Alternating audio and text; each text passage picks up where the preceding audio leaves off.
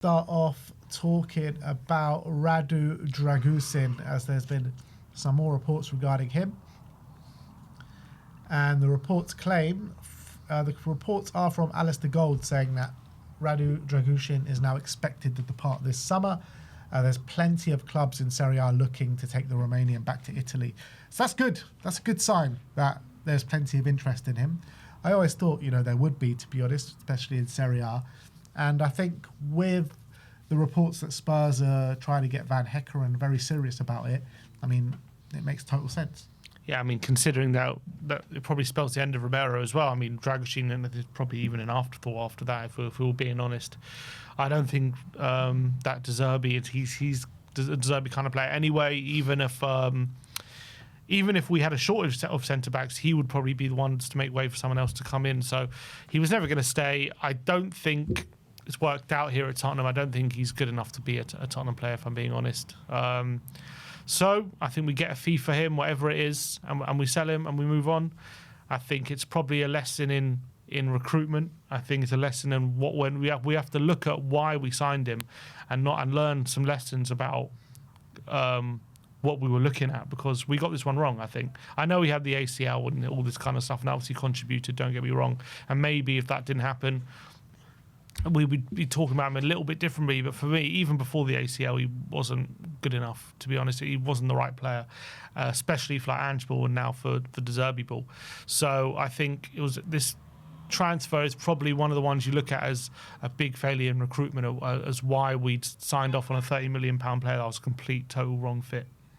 Yeah, it felt like, because we brought him in the January, didn't we? Yeah. It felt like just a bit of a panic buy at that time, because we were like, we need a centre-back, all our centre-backs are injured. And as soon as we signed him, all our centre-backs got back fit. So it was probably just a bit of a panic buy at the time, because we were just desperate for a centre-back. Yeah. Next up, let's talk about this report on, a couple of reports actually, on Mathys Tel. Not exactly the most reliable sources, but maybe there's no smoke without fire. We'll have to wait and see. A journalist called Paul van Hecke says that FC Porto are considering a move to Mathys Tel. Lille, Frankfurt and Bournemouth have also inquired about the player recently. A loan with an option to buy is possible. And Sebastian Vidal, who's also not very reliable, says that Tel could leave Tottenham this summer. The French striker is considering a departure in order to secure more playing time. Bournemouth has already initiated discussions while other suitors remain on standby. Like, for me, I really like Mathys Tel. I think he's obviously got a lot of room to grow, but I think he's got such good potential. I think we're starting to see elements of it last season when he was given the opportunities. Obviously scored some nice goals. I think he's still got a lot to learn to become a real top player, but I think he's on his way there. Now, I would rather keep him around, if I'm being honest. I wouldn't sell him on the cheap to one of these clubs that have been mentioned. I think, depending on what our intentions are, I would be open to loaning him somewhere, and maybe like if we loaned him to Bournemouth or something like that. I think that could be obviously very beneficial to him, but I wouldn't want to put an option to buy there unless it's like a really significant fee. I think I'd prefer to keep him around and be part of the squad, because I really believe he can grow under De Zerbi and become a real good player for us, and I'm excited about his future. So I wouldn't sell him, but if we're committed to signing someone really top in that position, and we need to make some room and maybe a loan deal for him, I think maybe I'll be open to that. Yeah, the thing is, right, if we're trying to get a right winger to compete with Kudus next season, and then you're looking to bring in a Savinho to play on the left, is Savinho and Tel good enough for next season for the left wing spot? On paper, no. Yeah. That's just what I'm thinking. Like, I agree with you about Tel. I think he can be good in the future, and he's got good attributes, and he's shown some signs of development this season as well compared to when he was at us on loan last season. But I do think it's, sometimes there needs to be some harsh decisions that are made when you're looking to progress as a football club, and maybe to just speed up that progression a little bit more to get some top quality players. And if we bring in a Savinho, just like I've said, I'd like to bring in one that's better than him for the left wing as well. So is it possible to bring in a right winger, to bring in a left winger, to bring in another left winger, and to keep Tel round? Probably not. Is it possible to bring in 2 left wingers, a right winger, and keep Tel? Probably, yeah. Probably not.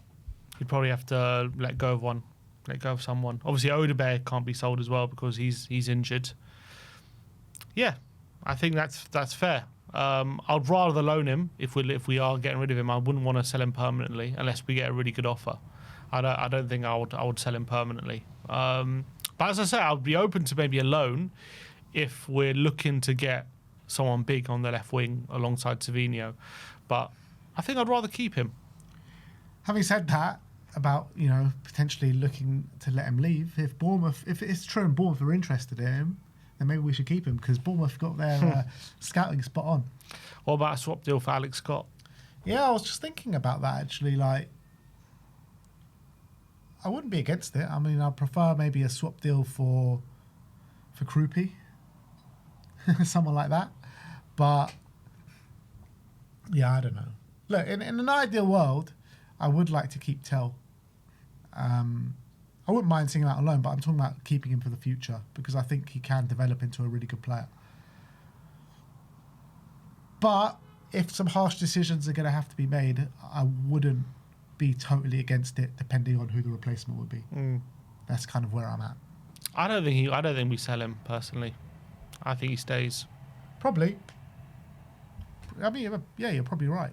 I mean, there's so much business to be done, and Tel shouldn't be like the first priority to get rid of, should he? There's so many players that need to go before Mathys Tel. But if it comes to it and we can get a top winger in and he's willing to come and everything like that, in this kind of fanciful world that I'm talking about, and Tel, we could get a decent price for him, then I wouldn't be against it. Next up, let's talk about Van Hecke. Simon Stone has said that Brighton are braced for Tottenham Hotspur to make an improved offer for Van Hecke after turning down an initial approach. The 25-year-old Netherlands international has been included in the World Cup squad, is entering the final year of his contract at Brighton, and De Zerbi is eager to reunite Van Hecke, having previously worked with the defender during his time on the South Coast. We spoke a lot about Van Hecke yesterday. Apparently, Van Hecke once said, a quote, that De Zerbi changed his world or rocked his world. It was he sent an Instagram post to De Zerbi when De Zerbi left Brighton saying, "Thank you, Gaffer, you've changed my life. I owe a lot to you. I'm really sad that you're leaving." That's what he said in his last message. So obviously a big affinity between the two, particularly from Van Hecke and obviously from De Zerbi as well. And I think if we can get this guy in, it'll be a stunning signing for us, and particularly at the price mooted. You're talking about 40 to 50 million, which I thought is a fair price. I mean, even going into your last year of his contract, it's still quite a hefty price with 1 year to go. But I think it'll be worth it for us to have that Dutch barrier at the back with Van de Ven and Van Hecke, with Senesi or Vuskovic, Dadso, whoever it may be on the right, backing them up. I think that's just such unbelievable options to have in the defence next season. And I really believe that Van Hecke, Van de Ven back two is mouth-watering. Yeah, I think so as well. I think his ability on the ball is phenomenal. I think, obviously, when you're comparing it to what we're losing in Romero, obviously his availability when it comes to maybe some injuries and suspensions, that's obviously much better. Van Hecke's very consistent in terms of his availability, pretty reliable from that point of view. I think he's been an outstanding performer for Brighton over the last few years. As I've said, I was watching very close when we played them at the Lane. I thought he was absolutely excellent with some of his passing, and I think he brings something. Do I think he's an upgrade on Romero? I don't. I think Romero's a better player, if I'm being honest. But Romero, as we've said, there are other things there with maybe his reliability and also his availability at the end of the day. I mean, when you look at his Tottenham career as a whole, he's just unavailable too often, and that's just a reality we've seen. So I think Van Hecke definitely sorts that out. So I think what you lose maybe in quality with Romero, you maybe gain in reliability and availability with Van Hecke.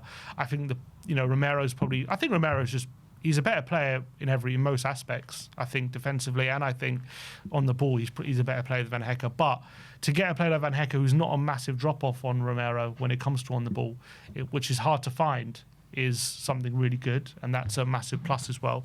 I think he would be a brilliant partnership with him and Van der Ven, and I also think him and Senesi could be a brilliant partnership. I know a lot of people are saying, "Oh, they're both slow, and maybe we get caught out too often and stuff like that." But I think for most games, I think they'd be fine, and I think we could control the game on the ball, and potentially you've got two of the best players in build-up in the league partnering each other, and I think that's also a potentially mouth-watering prospect. So I think it's a top signing. As I said, when we were speculating if Romero's going, and we'll talk about Vuskovic in a sec, but I think he's the kind of perfect replacement for Romero, in my opinion. I don't think you're going to get much better than him.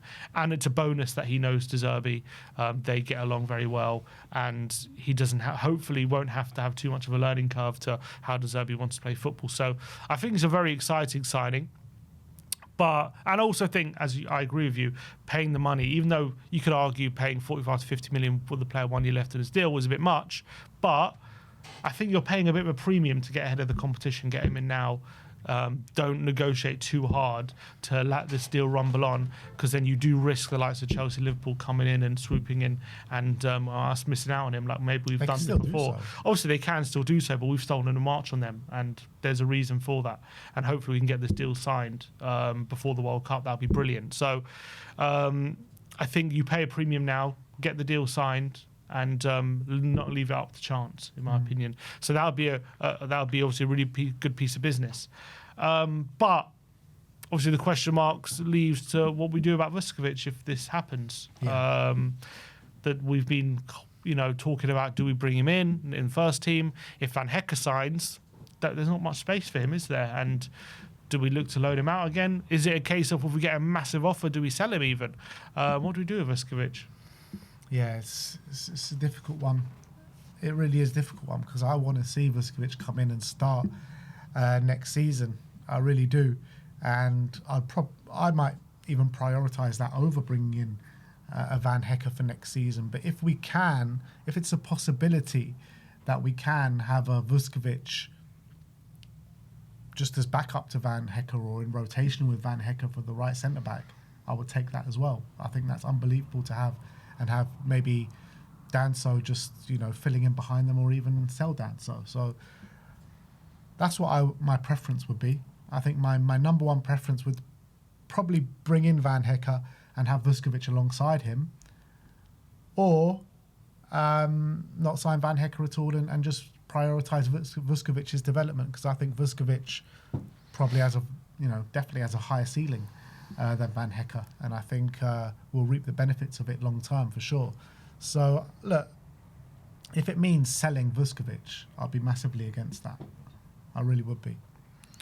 What do you think us going for him means for what we think about Vuskovic right now? Do you think De Zerbi maybe thinks he's not quite ready, potentially? Do you reckon he just wants him and he hasn't had even a look at Vuskovic yet, and he just wants Van Hecke because he knows him, and regardless of Vuskovic, he wants him through the door, so we're not even taking that into consideration? Yeah, I don't really know. Like, is there something going on in the background with Vuskovic that we don't know? There could be something going on. Maybe there is another loan spell lined up. Maybe there is a sale lined up. Maybe he's desperate to go to that Barcelona move or something like that. Who knows? I don't know. Maybe De Zerbi hasn't even seen Vuskovic in close quarters yet. No training sessions, no nothing with him. So if he leaves the club, it will be a bitter pill to swallow, because I think this guy Vuskovic is going to go on to be one of the best centre backs in world football.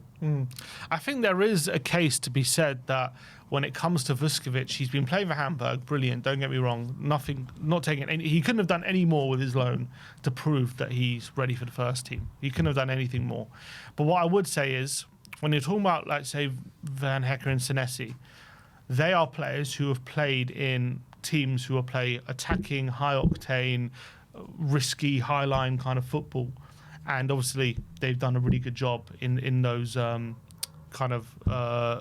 at those clubs, in those teams, and obviously in the Premier League as well. And so we know they can do the job in the Premier League in playing a certain way of football. When it comes to Vuskovic, he's been playing in Hamburg, which is not only the league is maybe not as good, but the more importantly, he's been playing in a team which is more of a low block team. It's a team that sits back, and maybe because he's been playing that style of football, his potential lack of pace, not saying he definitely has it, I'm saying the potential of that for him not to get exposed. He hasn't been exposed because he hasn't been playing that kind of football. So maybe they're looking at thinking, is it worth sending him to a team for a year who do play more attacking football, see if how he acclimatizes playing a bit of a higher line, if he's getting exposed too much, or if he can cope with it. Maybe he can adjust to that. Maybe once we know, okay, he's ready to play this type of football, then you bring him back in. Maybe it's too much of a risk to make him your first choice when we haven't seen him play that kind of football yet. Maybe that's what they're thinking. Yeah, I mean, there's definitely validity to that, and I can see that. But if that's the case, why not get De Zerbi to get a really close look at him at pre-season, on the tour, wherever it may be, and see what De Zerbi thinks looking at him firsthand before sending him out on loan? They probably should. I'm just saying when it comes to Van Hecke, they need to they think they need to make the decision now. They've gone early. So if they feel like they have to get him now, or is it worth waiting for Vuskovic in pre-season and maybe risking missing out on Van Hecke, they've decided to go for Van Hecke. Yeah. Which I don't think is the wrong decision. So, Van Hecke might still not even get over the line. No, it's true. I'm just saying. No, but like it's looking like we're trying hard to get him. But yeah, I can definitely see that point of thinking, and it's a fair point of view. It really is. But you're still talking about a guy who was in the top 3 player of the year in the Bundesliga. Probably performing better this season than what Mickey van der Ven did in his last year in the Bundesliga for Wolfsburg, and then he came over and did what he did for us. So it's a player of supreme quality. It really is. And yeah, fine, he hasn't played in a team with a high line yet, but that's quite crucial, isn't it? It's crucial that he hasn't played it, but because we saw with Dragusin. I know, but I'm not comparing him to Dragusin. I'm just saying, same with Dragusin. He was performing at a very high level, but in Serie A, but in a different system. And he came to Spurs, it just didn't quite fit. I'm not saying Vuskovic is the same. I think Vuskovic is different because he's very comfortable on the ball, different element. But I'm just saying the big question mark about Vuskovic is his pace. That's obviously the big worry. That's a big question mark on Van Hecke as well. Yeah, but we know he can play it. We've seen it. Mm-hmm. We don't know that with Vuskovic. That's the difference. So that's why they've gone for Van Hecke, I think. It's also, you got to talk about Van Hecke. I mean, he did make the most errors leading to a goal in the Premier League last season. Mm-hmm. And that's probably because of his pace. Well, I think it's actually because of his riskiness on the ball. Right. I think that's probably why. I guess the two most were him and Verbruggen. Mm. So maybe, I think it was a bit of both. There were a couple of times last season where his pace, he did get caught out, but I guess that's why having him and Van der Ven together would be so good, because Van der Ven can kind of mop up for him. Exactly. But look, I think, he maybe made a few mistakes last season, but I think the good outweighs the bad by a long stretch. I think he's had a top season by and large, and you can probably point to the mistakes, don't get me wrong, and obviously they're not good things, but I think by and large he was a consistent performer, and hopefully under a manager who he really appreciates. Obviously I think Hertzler's done well at Brighton, but I think De Zerbi, he clearly has a strong, close relationship with him. Maybe if he can cut those mistakes out, it'll be worth having him around. Yeah. Look, I think Vuskovic can play in a high. You're looking at Barcelona, very interested in him. They play the highest line of them all. Mm-hmm. Like, they've clearly done their scouting and they think he can do it. So I would put our trust in Vuskovic. I really would. Well, the club have gone in that way. Yeah, and I'll trust it. I think it's a smarter thing.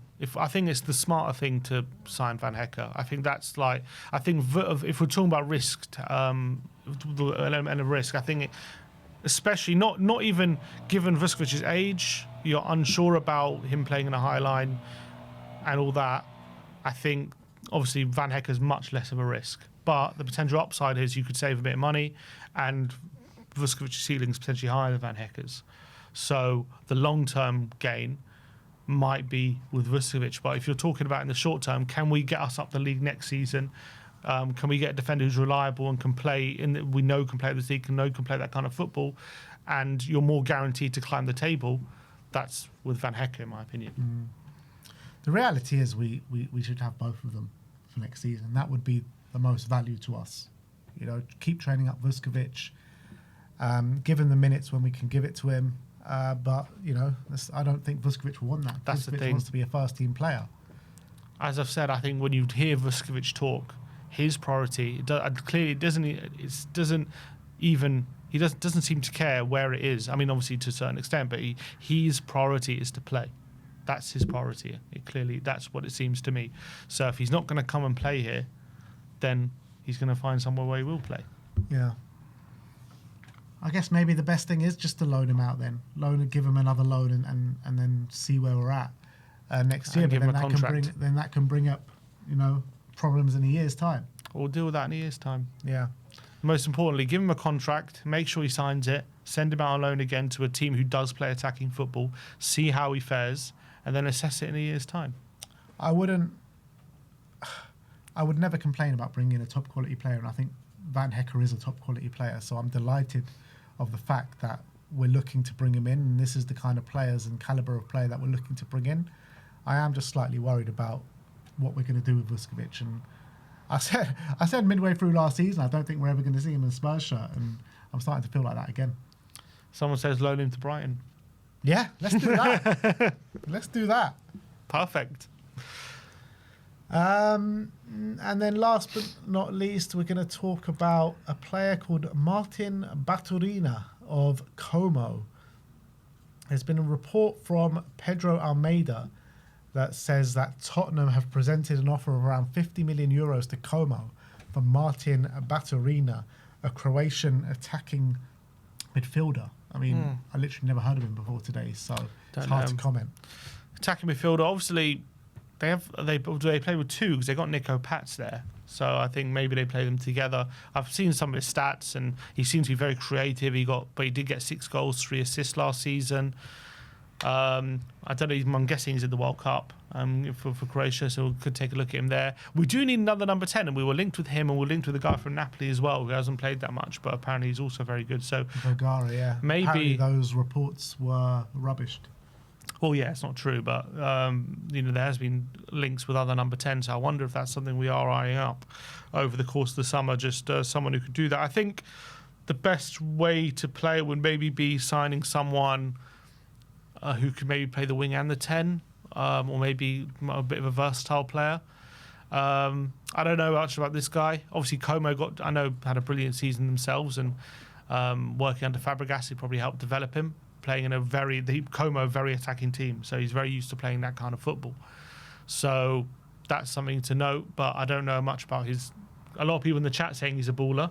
He's very good. So maybe someone needs to do some research on. But I don't know about this source. Yeah, Pedro Almeida. Yeah, it doesn't sound too real. I don't think it's that realistic. That reliable. Sorry, Pedro Almeida. I don't think he's usually been that reliable. So well. There you have it. That is your Tottenham update for today. Let us know your thoughts in the comment section below.